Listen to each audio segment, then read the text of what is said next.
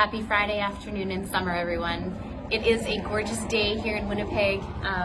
The sun is shining. It's green everywhere. There are blooms behind me. It's just warm and beautiful. After everything that we've been through with COVID-19, days like today, the beauty around us is really a reminder of God's goodness, a reminder that we have a lot still to be thankful for. In our lives, we know from the Bible that there are periods of Sabbath. Every day, every week, we are to take a day to remember the Lord, to be thankful, to enjoy life, to rest and disengage from our work. Biblically, there are also other times of Sabbath. Every 7 years, they would take a Sabbath and they wouldn't plant the ground. They'd let the ground rest. It's kind of like summertime is a little bit of a Sabbath for us in this part of the world. It's a season where we almost instinctively take time to disengage and enjoy life because it's such a beautiful season. It's natural to remember God's goodness in a season like this. And so I would just encourage you to take the time, take the opportunity to plan, to enjoy some time to rest, to disengage from your work this summer season. The whole summer is ahead of us. It would be great if you could. And no, I'm planning to disengage and rest and take time to enter God's rest. Hebrews 4:9 says this, so there is a special rest waiting for the people of God. That's us. We're God's people. For all who have entered into God's rest have rested from their labors. Just as God did after creating the world, so let us do our best to enter that rest. There's one level of resting that is just disengaging from our work. And that's really important, that we unplug. But we can unplug from our work and do fun things without finding rest for our souls. Jesus gives an invitation. He says, come to me, all you who are weary and heavy laden, and I will give you rest. Let me teach you. Take my yoke upon you. My yoke is easy and my burden is light. That's from Matthew 11. We can detach and unplug, but we can still carry the weight of our lives with us. We can carry that weight with us when we go on holidays, when we go camping, when we sit around that bonfire. And the Holy Spirit can teach us to let it go, to cast our cares on Him because He cares for us.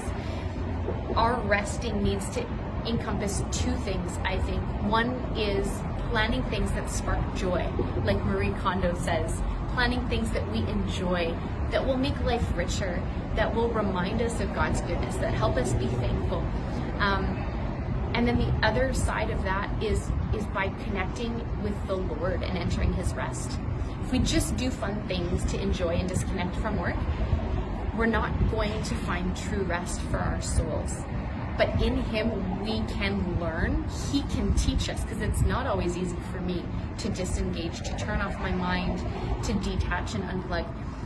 If we enter His rest, the Holy Spirit can teach us how to let go.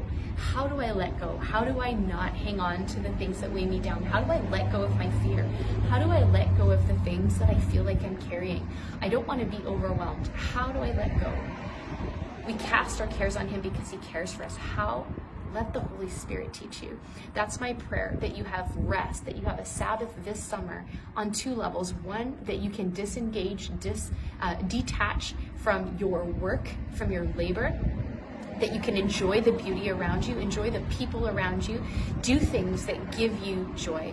But number two, that you would enter this special rest that is for the people of God. You're following Jesus, you've accepted Christ, you're His child, and there is a special rest for you. He, the Holy Spirit, can teach you how to enter that rest. And if you're like me, you need His help to help you to do that. And that is my prayer for you. So may you enter His rest and accept this invitation from Jesus in Mark 31. He said this to His disciples, and I believe this is an invitation for us today. Come with me by yourselves to a quiet place and get some rest. Please take that invitation this summer. Plan to do things that are life-giving for you. Plan to detach from your work. And most of all, take His invitation to come away with Him and be replenished in your soul this season. God bless you. We love you and miss you and can't wait for the time when we can see you face to face again. this week. We will see you online. God bless you.